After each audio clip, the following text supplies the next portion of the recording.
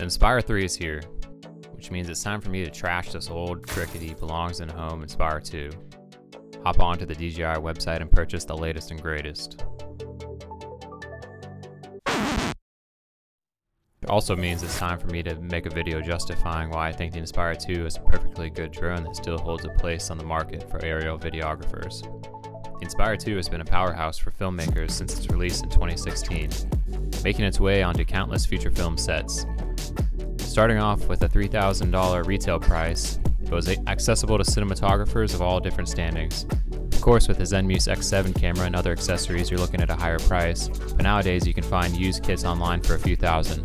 Just make sure you do your research on the seller. Here's some highlights that the Inspire 2 still does really well, and where I think it fits in for creators who don't have the means to buy a new drone that costs the same amount as a used car.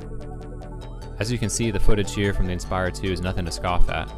With our Zenmuse X7, we can shoot up to 6K at 30 frames per second, 4K DCI up to 60 frames per second. The Mavic 3 gives us up to 5.1K at 50 frames per second, but beats out the Inspire, giving us 4K at 120 frames per second, and Full HD at 200 frames per second. The footage we can get with the X7 still stands out from other drones. With interchangeable lenses, you can achieve a lot more distinct looks. Right now we're using the 35mm that has a little more punch than the wide angle on the Mavic 3.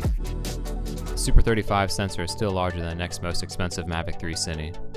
The Mavic 3 is a good benchmark to compare it to since that's what we use most nowadays.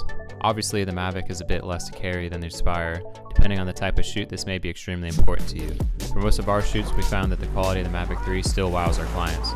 Although there is something to be said about showing up with a drone like the Inspire 2.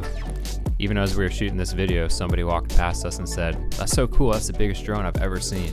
The look alone is sure to get more attention from onlookers than any Mavic. So would this drone still work for you? It works for us.